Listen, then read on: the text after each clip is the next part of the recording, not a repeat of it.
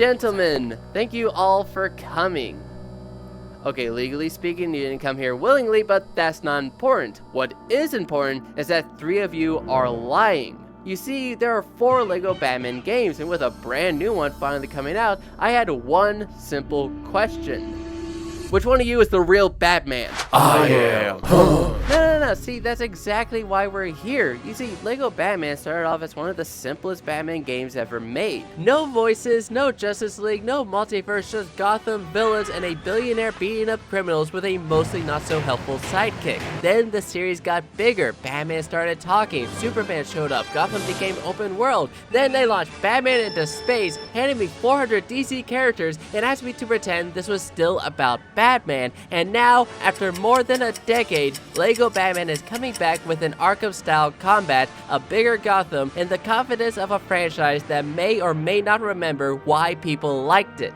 So today, I'm playing through every LEGO Batman game to figure out which one is the best game and which one actually deserves to be Batman. And if any of you fail the test, you will be disassembled. You mean disqualified? No.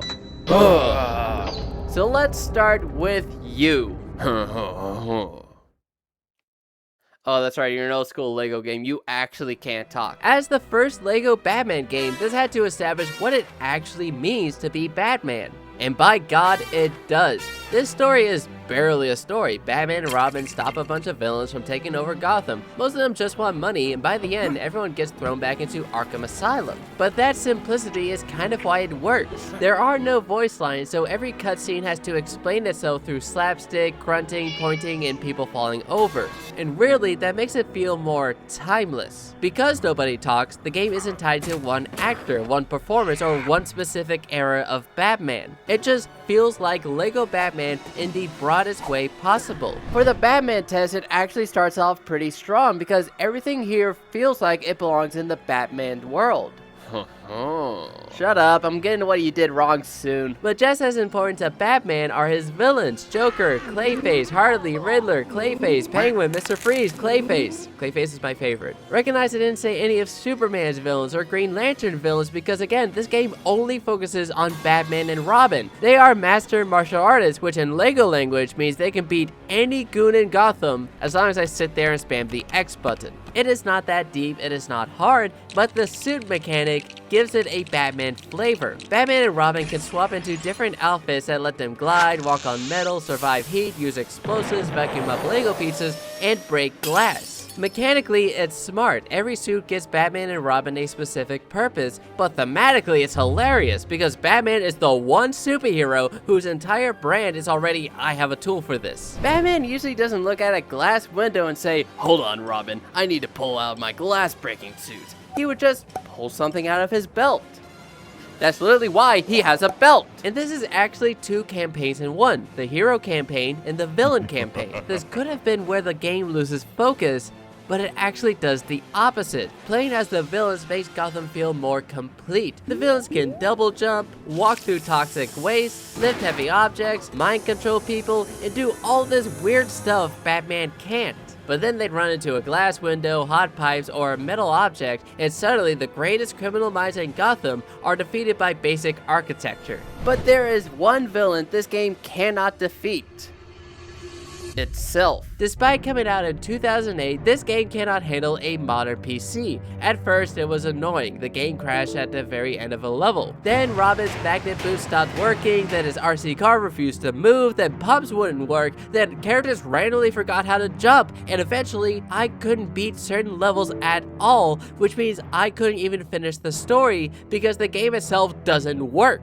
I wanted to judge LEGO Batman 1 as a Batman game, but the PC version kept trying to become a creepypasta. And that sucks because under all of that, this is still a good Batman-focused game. So for the Batman test, LEGO Batman 1 passes. But I'm deducting points because you don't understand Windows, both the operating system and the physical glass object. LEGO Batman 1 may not be the biggest, deepest, or smoothest game in the series, but it might be the only one with the least identity crisis. And then you just had to make one little change.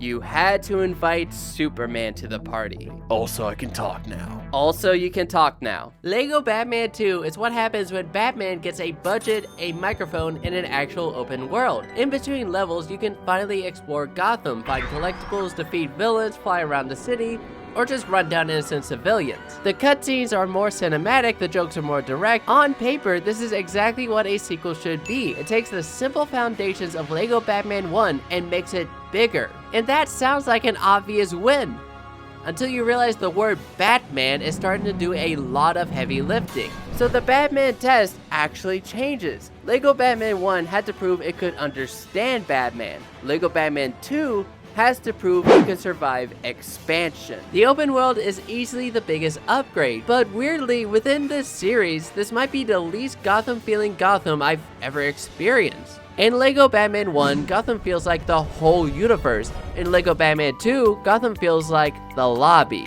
And then there's the voice acting. This is the first Lego game where these characters actually talk, and that should open the door for way more jokes. But weirdly, a lot of the spoken jokes are just fine. Penny for your thoughts? The funniest writing is honestly hiding in the news broadcast, especially the ticker at the bottom. That's where the real jokes are. Lego Batman 2 is funny because Batman is now surrounded by people who can talk, and he still shows no emotion. This is not Batman becoming a comedian. Batman is still serious. The joke is that he's serious inside of a world that has completely lost his mind. Mechanically speaking, it is still the same old Lego formula, so let's focus on the changes that actually matter, the new suits. But the upgrade isn't just that there are new suits, it's that the game lets you use the fun ones more often. The first game loved Magnet Robin like he was contractually required to be in every level. Lego Batman 2 at least understands that if you give Batman a suit that shoots missiles, I am going to want to play as that. You also switch suits a lot more often mid-level, which adds more puzzle variety and makes the levels feel less like you're waiting for the one specific outfit the game wants you to wear. And the weirdest part is, the place where Lego Batman 2 feels the least like Batman isn't with Superman, it's with the Batman villain. In Lego Batman 1, every villain mattered. They each had a little chapter, a gimmick, and a role in Gotham's crime wave. In Lego Batman 2, most of them feel like they got demoted to low-level goons. The actual story belongs to Joker and Lex Luthor. And Lex is important because he pulls the game away from Batman's world and into the bigger DC universe. The game starts in a very Batman place. Joker causes problems, Batman shows up, Gotham is in danger, then Lex Luthor enters the story, then Batman's gadgets stop working, then Superman has to help, then Lex is running for president, then Joker and Lex build a giant Joker robot. At that point, this stopped being a Batman plot and started becoming a DC group project. Even when the game expands, Batman still has moments where he feels like Batman. At the end of the game, Batman and a weakened Superman are no match for the giant robot Joker. So Batman tricks Joker into accidentally calling the Justice League. That's the version of Batman this game still understands. Not the strongest person in the room, but the one who can weaponize everyone else's stupidity. Lego Batman 2 is bigger, smoother, funnier, and probably easier to recommend than the first game. And to be clear, that's not the game failing, that's the game succeeding so hard the series would learn the wrong lesson. It is a good Batman game, but it's not only a Batman game anymore. Lego Batman 2, you technically improved so much from the first game. So I pass? I didn't say that. You also brought in Superman, Lex Luthor, and the Justice League to a Batman game. But I'm Batman. Yeah, you're Batman with a Superman problem. Superman helped me save Gotham. Exactly, that's sus. Shut up, I'm still mad about the RC car. You pass, but you're on thin ice. Lego Batman 2 invited Superman to the party.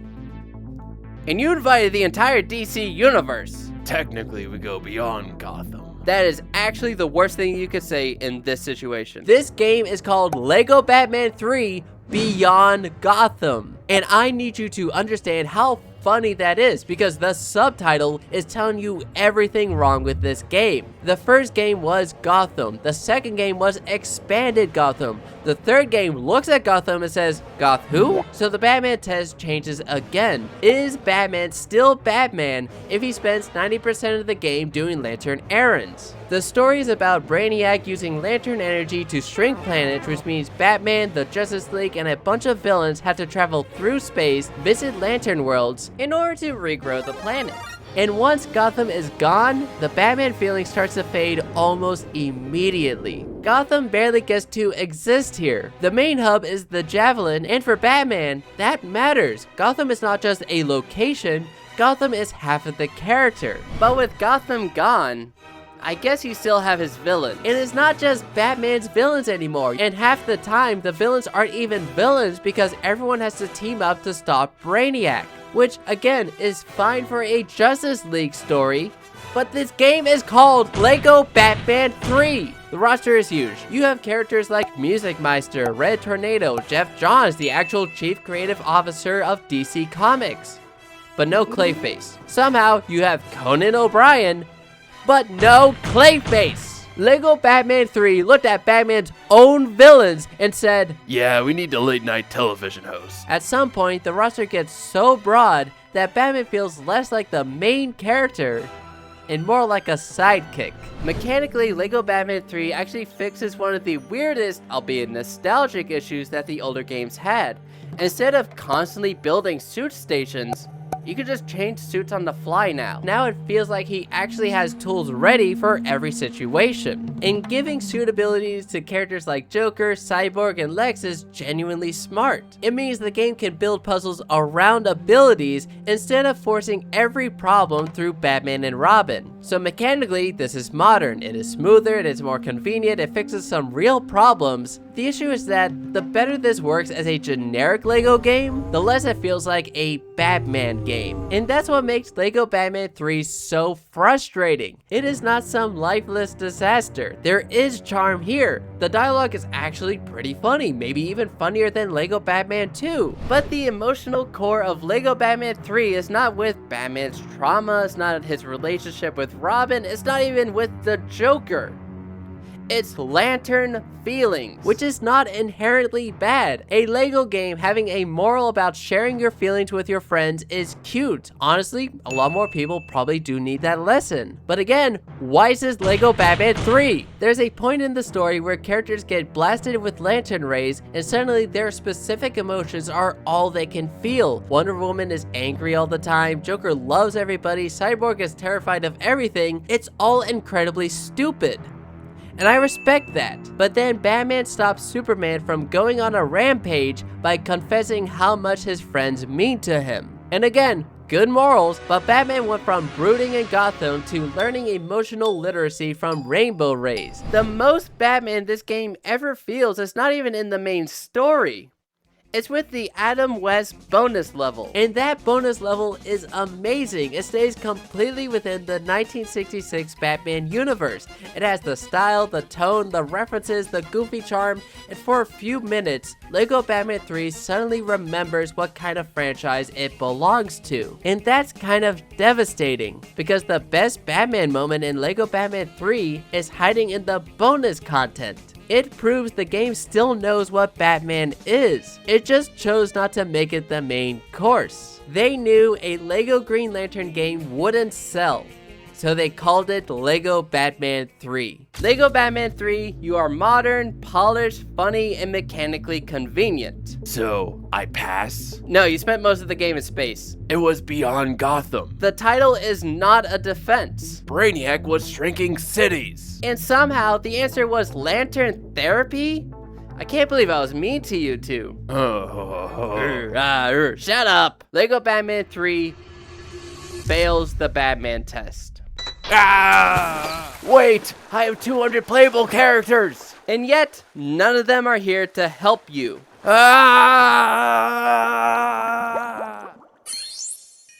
See, that's the exact problem I'm talking about. After LEGO Batman 3, the series had one big problem. It had gotten bigger, smoother, funnier, and more crowded, but somewhere along the way, Batman became optional. So when a new game came out over a decade later, it had one job: bring Batman home. And somehow, it did. Legacy of the Dark Knight is easily the best LEGO Batman game I've ever played. It's not even close. But the Batman test changes one last time. Can LEGO Batman return to Gotham without just becoming Arkham with plastic? And the first thing Legacy gets right is Gotham. Legacy finally makes Gotham feel like home again, not a lobby, not a missing person report, a real place. Most of the collectibles are found outside of the levels in Gotham City. Wayne Tech caches, wanted posters, animals for some reason, and in true Arkham fashion, Riddler puzzles scattered everywhere. But it's not just the Riddler this time, there's also the Clue Master puzzles, which are exactly the same, but they're fun, so I'll allow it. You can glide across the city, which I did quite often because I kept forgetting to open the fast travel station, so suddenly Batman has to commute 500 meters because I didn't feel like landing. And that's where the Arkham comparisons become impossible to ignore. The defining mechanic of Legacy is that it's basically LEGO Arkham. The combat, the gliding, the Riddler puzzles, the way Gotham is structured. So then the obvious question is, why would I play this instead of Arkham? Because Arkham makes me feel like Batman, but Legacy lets me feel like Batman while also letting him be ridiculous. Batman can glide across Gotham, beat up criminals, solve puzzles, and brew dramatically, but he can also tell jokes, change into stupid outfits, and break it down on the dance floor to avoid fighting bad guys. Would Batman actually do this? No. Would LEGO Batman do this? Absolutely. And that's the balance this game understands. It takes Batman seriously enough to make him cool, but not so seriously that it forgets he's a tiny plastic man with detachable hands. The jokes are on point too. The game is probably just as funny as LEGO Batman 3, but the difference is that the humor actually feels like it belongs here. My favorite joke might be Robin literally being the reason his parents die. Okay, technically they're not dead, which actually makes it funnier because that means that Batman kidnaps him. I mean, he's living at Wayne Manor now, and his parents are still alive and had no plans of disowning him. That's not an adoption. The best part might be how this game uses references, and probably the best reference is when they reference older LEGO games. When the story needs to show Batman and newly acquired Robin fighting crime together, it animates the whole sequence like an old school LEGO game. The silent slapstick, the camera angles, the action, the vibe, it copies it perfectly. But after 2 games of watching the scope inflate until Batman became optional, Legacy does something shocking. It practices restraint. There's no Superman, no Green Lanterns, no Justice League, no emotional space jewelry, just pure, unadulterated, simple as can be Batman. The closest you get to referencing other DC materials is an NPC mentioning Metropolis in a cutscene. Well, that's good enough for me. Drop him. It's not like in LEGO Batman 1 when all of the villains were teaming up together in these neat little chapters. Everyone is out doing their own thing, and Batman just keeps getting dragged into it. But that works because that's Gotham. The story is not just Batman's origins, it is the origin of the world around him. Joker started as Red Hood 1, Dr. Isley descends into becoming Poison Ivy, Batgirl's origins, Robin becoming Nightwing. Has Batman origins been told 100 times? Absolutely. Have I seen Bruce Wayne's parents get killed so many times that the Pearls should be credited as a reoccurring character? Also yes, but it is still a good story, and Legacy uses that story to make the whole game feel like it's building towards something. Truly, it is the Legacy of the Dark Knight. Wait, is that why it's called Legacy of the Dark Knight? I need a detective on this. Huh. Why did I kill off the 2 detectives that could actually talk? I'm right here, you know. Did I say you could talk? But this game is not perfect. The driving feels off, which is weird because LEGO Batman 2 driving was fine enough. Here, it feels like I have less control over the car, and once you unlock gliding, the Batmobile basically becomes useless. It is almost always faster and more fun to travel by air than by land, and the levels are surprisingly linear. They are beautiful, they are cinematic, they are well paced, but they're also just kind of like hallways. Very pretty hallways, very expensive hallways, but hallways nonetheless. The stuff I do not like is real, but it's not identity breaking. Lego Batman's 3 problems had me asking why Batman's name was on the box. Legacy's problems made me ask, why does the Batmobile need an alignment? And the biggest praise I can give this game is that I desperately wanted to 100% it. Not for the video, not because I needed footage. I just wanted to fly around Gotham, solve every puzzle, clear every Riddler challenge, and save every animal. But sadly, as a YouTuber who does 3D animation and has a tight deadline I need to meet, I don't have time to play video games for fun. And whose fault is that? Mine. It is completely my fault. Legacy of the Dark Knight is the best Lego Batman game because it solves the problem that this series has been creating for 3 games. It got bigger without leaving Batman behind. It's not perfect, but it is focused. And after Lego Batman 3, focus is what this game needed. So, do I pass? Oh yeah, like you wouldn't believe. Which sadly means I need to kill off the first guy. Huh. I know, it's a real shame. You lasted for so long. You have any last words? Huh. Beautiful. Huh. If he's the real Lego Batman, he'll survive. He did not survive. So now what? Now I crown you the true Lego Batman, and we all agreed to forget about the crimes I committed here today. Where did you go? Boo! What? Wait, could you do this whole time? Of course I could. I'm Batman. Then why did you wait until I killed everybody else? Because I had to make sure I was the real Batman. What?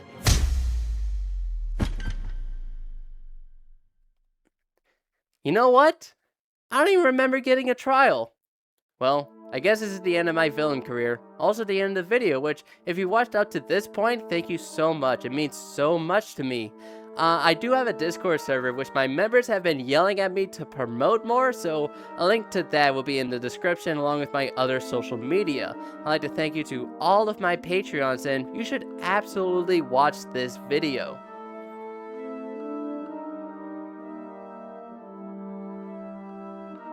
Alright, bye.